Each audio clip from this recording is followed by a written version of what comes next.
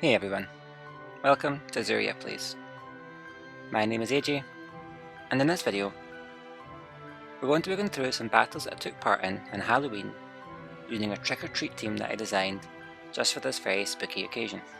The team's been split into two halves. One half is all Pokemon that can be considered as a trick, and the other half is Pokemon that can be considered as a treat. So before we get into the battles, I'm just going to give you a quick rundown of the team members and what role each one kind of fills on the team. So first up, we'll go through the trick side, and our first Pokemon is Zoroark. We've given it the Choice Scarf to make it even speedier than usual, and its ability Illusion makes it look like the last Pokemon in our party. It also has a timid nature to increase its speed while lowering its attack, and it has the moves Copycat, Dark Pulse, Focus Blast, and Shadow Ball.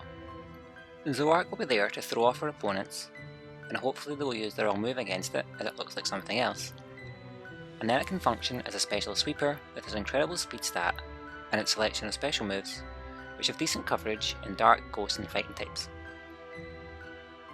Next up we have Mimikyu, and we brought this Pokemon with us, as Mimikyu's dressed up like Pikachu, kinda like a Halloween costume, so I figured this was a pretty good member for a Halloween themed team.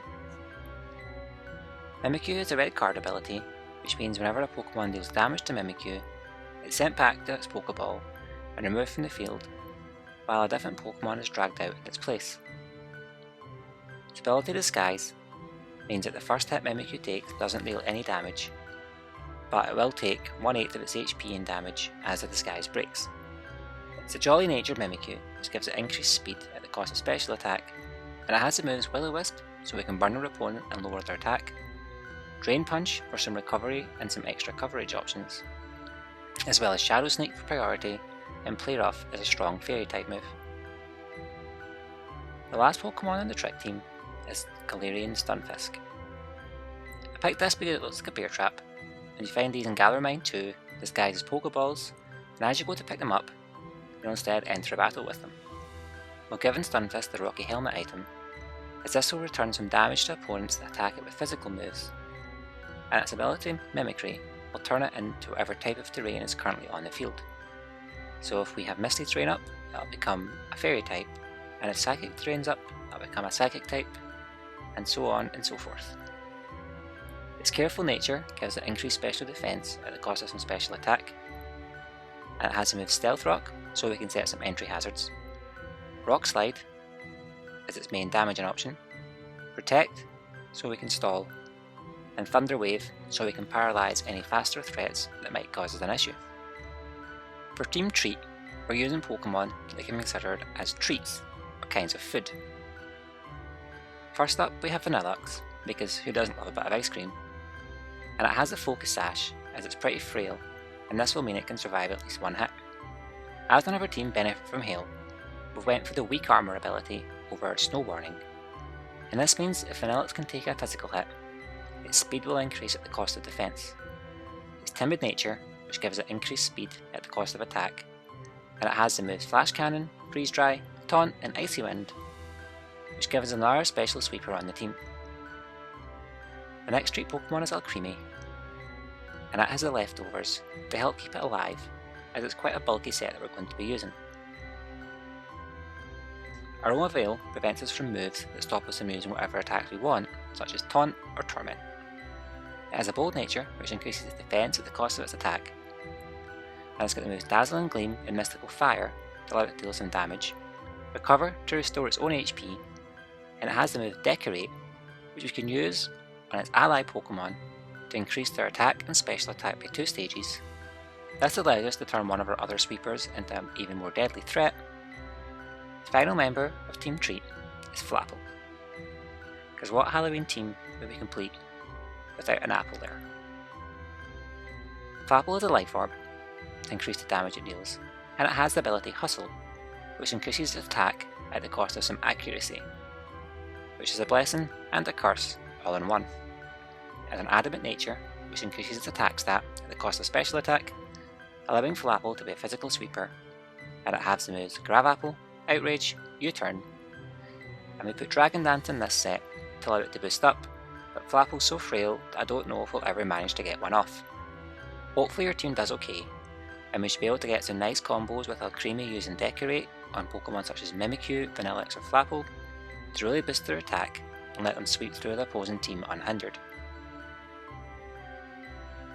Let me know down in the comments if you think we can win any matches with this team, and let me know what you would change about the team to make it better, or if you think it's perfect as it is, which is highly unlikely. Now that you've met the Trick or Treat team, it's time to dive into the first battle against trainer number 11, Ainai. Our opponent starts off the battle with Flygon and Toxtricity, while we start off with Mimikyu and Stunfisk. Or at least, that's what we want our opponent to think, is Stunfisk is actually Zoroark. To kick off the battle, our opponent immediately recalls his Toxtricity and sends out his Noivern, and its ability Frisk allows him to see a red card in Choice Scarf, which is a strange item for Stunfisk to have, so he might be onto us. We then immediately call for a Dynamax of Mimikyu to put some offensive pressure on our opponent with some max moves, and prevent him from getting any momentum. Zoroark then strikes with a Shadow Ball, taking Noivern down to just over half health, as Mimikyu launches a max Starfall that obliterates Flygon in a single strike, while setting up Misty Terrain and preventing us from being afflicted with any nasty status conditions. With that turn, we're off to a strong start. Our opponent sends out Metagross to replace Flygon, and I know we need to take it down fast. But before we can get an attack off, our opponent switches out his Noivern for Cinderace, as our Shadow Ball takes Metagross down to about half health, ensuring our next attack will kill it. The following Max Phantasm devastates Metagross's remaining HP, and it was probably enough to kill the Iron-led Pokemon by itself, but we were better safe than sorry. Our opponent then sends out Lucario, and a combination of Shadow Ball and Max Knuckle makes short work of the Aura Pokemon before it can even launch an attack of its own, while netting an attack boost for both of our Pokemon. Cinderace uses this opportunity to launch a Pyro Ball at Zoroark, and I presume he was hoping for some super effective damage on Stunfisk, but either way, the hit takes out our Pokemon, leaving us with 5, but still holding the advantage. We then send out the real Stunfisk, as his ability turns him into a Fairy type, and Mimikyu's Dynamax ends, reverting him to normal size. Mimikyu then dives in with Shadow Sneak, taking Cinderace to half health, as he launches a Pyro Ball at Stunfisk, who tanks a hit with relative ease. Toxtricity then tries to nuzzle Mimikyu, and while it breaks our disguise, we don't get afflicted with the paralysis thanks to the Misty Terrain. A red card then sends Toxtricity back to his Pokeball, and drags out Noivern, just in time to take a super effective Rock Slide to the face. Unfortunately, both opposing Pokemon survive the hit, so we'll need one more turn to take them both down. We start off the next turn with a Shadow Sneak to take down Cinderace, as Noivern hits Stunfisk with a Hurricane that leaves him with only 45 HP, but the following Rock Slide finishes off the Dragon Pokemon with ease, leaving our opponent with only his Toxtricity. In a last ditch effort to save the match, our foe calls for a Dynamax, doubling his Pokemon's HP and giving it some extra power. I call for a Protect on Stunfisk, which in hindsight was a waste of a turn, as Shadow Sneak does barely anything to our foe. The following Max Lightning, however, does plenty to Mimikyu, and leaves her with only 14 HP, meaning she won't survive the following turn. Despite being severely wounded, our trusted disguise Pokemon gets off one more Shadow Sneak before she falls to a Max Lightning. Stunfisk uses this opportunity to strike with a Rock Slide, taking Toxtricity down to about half health. We send out Vanillix to finish the fight, and she starts things off with an Icy Wind to slow our opponent down, in the hopes we get off a Rock Slide with Stunfisk, but Toxtricity is just too fast, and takes Stunfisk down with another Max Lightning.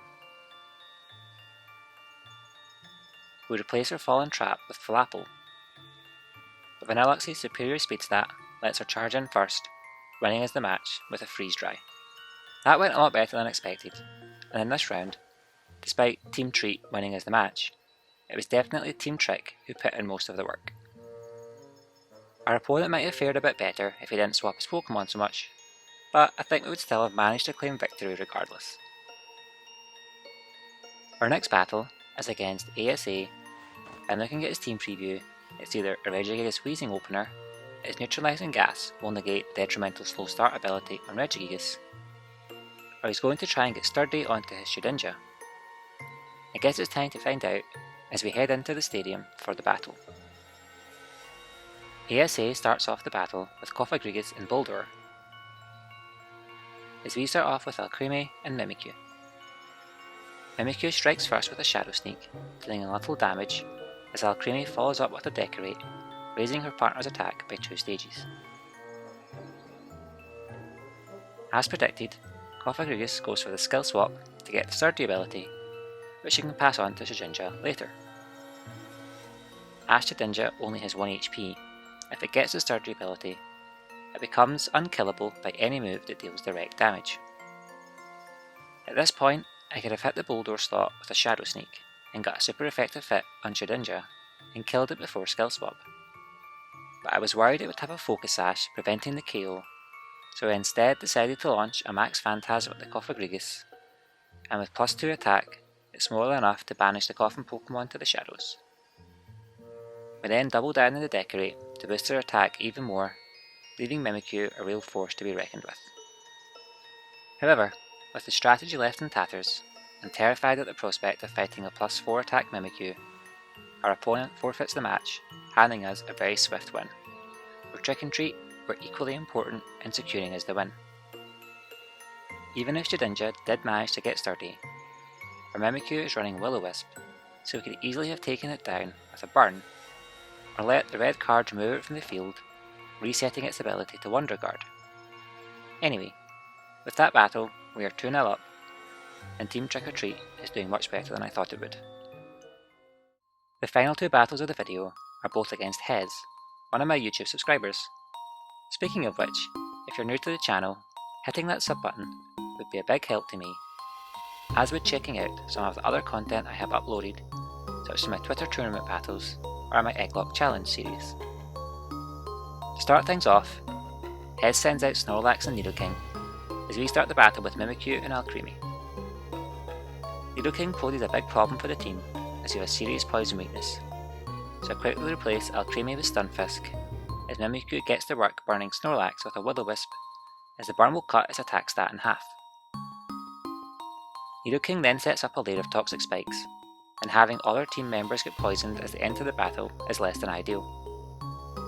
Snorlax then goes for a Belly Drum, maxing its attack stat while cutting down its HP, but the Citrus Berry it's holding helps it to recover some of the damage. I really should have gone for a Decorate at this point, and made Mimikyu a little more unstoppable, but isn't hindsight great? I gave Mimikyu Drain Punch to give the team some extra coverage, and it comes in useful here to damage Snorlax, but it doesn't do anywhere near enough damage to threaten it efficiently. Nidoking scores a hit with Poison Jab, which unfortunately leaves us poisoned, but Mimikyu's disguise saves her from getting KO'd. The red card then sends Nidoking packing, and Charizard enters the battle instead, as Snorlax brings Stunfisk down to just 8 HP with a Hammer Arm. We then manage to set up Stealth Rocks, and those would be much more useful if we managed to get them on the field before Charizard entered the fray. On the following turn, Stunfisk uses Protect, as I stupidly go for Shadow Sneak and Charizard rather than finish off the Snorlax with Drain Punch. That mistake cost us dearly, as both our foes lay into poor Mimikyu, knocking her out of the battle and severely hampering any chances of victory we once had. But we're not giving up. Vanillix takes center stage and launches a powerful Icy Wind that misses Snorlax, but it does chip away some of Charizard's health, but that miss also cost us dearly. Hez manages to take down both Vanillix and Stunfisk this turn, leaving us with only 3 Pokemon. Luckily, the burn finally takes its toll, removing Snorlax from the battle. Zoroark and Flapple take to the field as our foe sends out Crobat, who is damaged with the Stealth Rocks on entry. Knowing I am definitely on the ropes, I call for Dynamax with Flapple, as Zoroark hits Charizard with a Dark Pulse that falls short of the mark and leaves the Fire Dragon still standing. Crobat's Venoshock then takes poor Flapple down below half health, before his back Whirlwind takes the bat out of action. but it's too little too late, as the following heatwave finishes off poor Flapple and leaves Zoark on only 14 HP, which is claimed by the poison, leaving us in a 1-on-4 battle.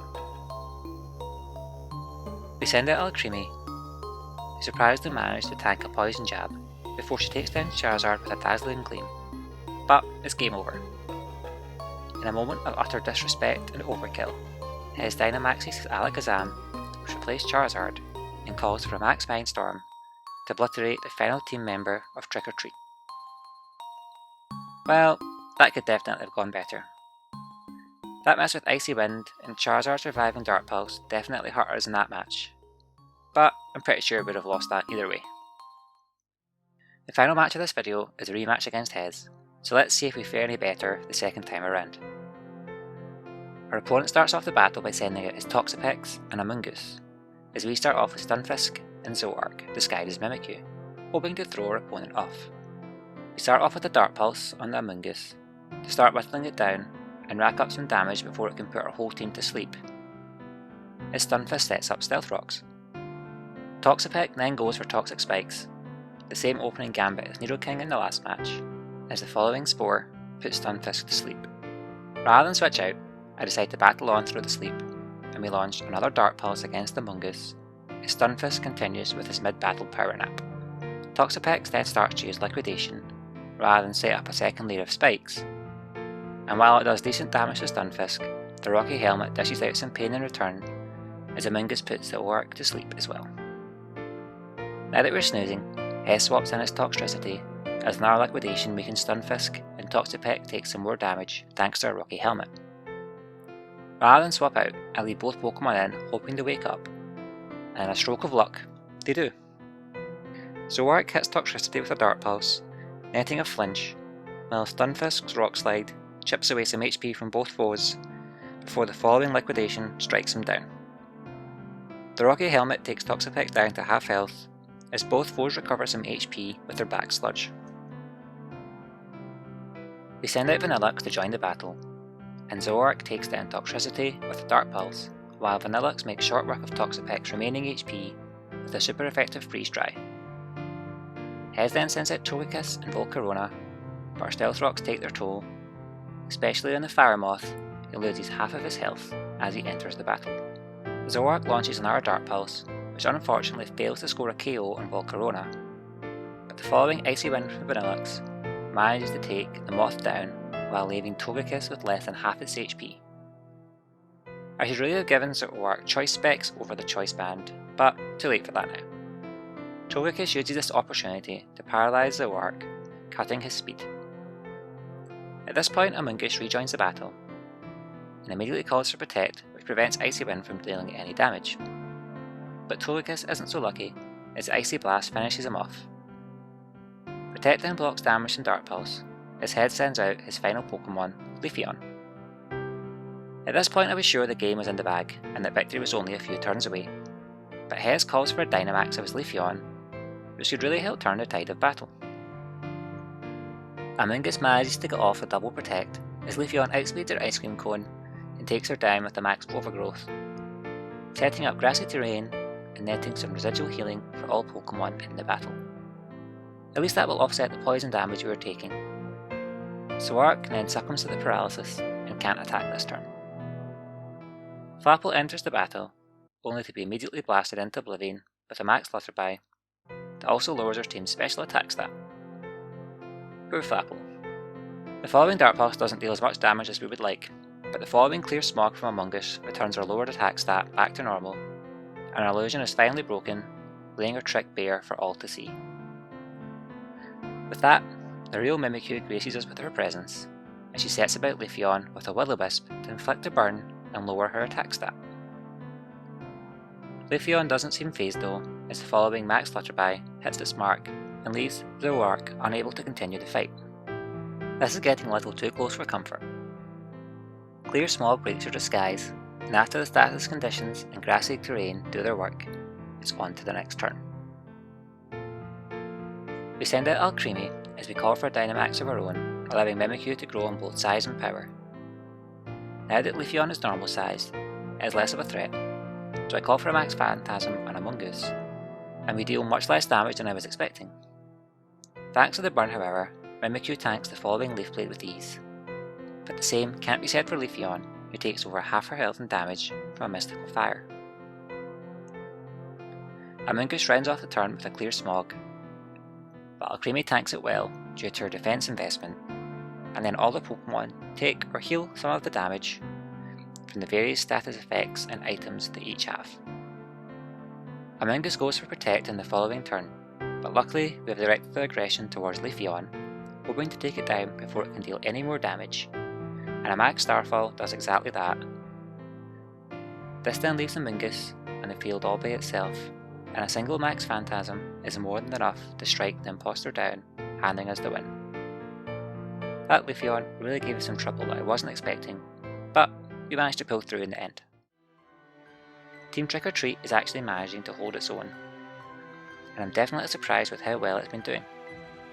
I hope you've enjoyed this video, and if so, please leave a thumbs up and comment down below letting me know what you think of the team. I have some more footage of the team taking on a couple of opponents using a team of all legends, so if you want to see how we fared against those, keep your eyes peeled for the follow-up video. As usual, thank you so much for watching, and I'll catch you in the next one.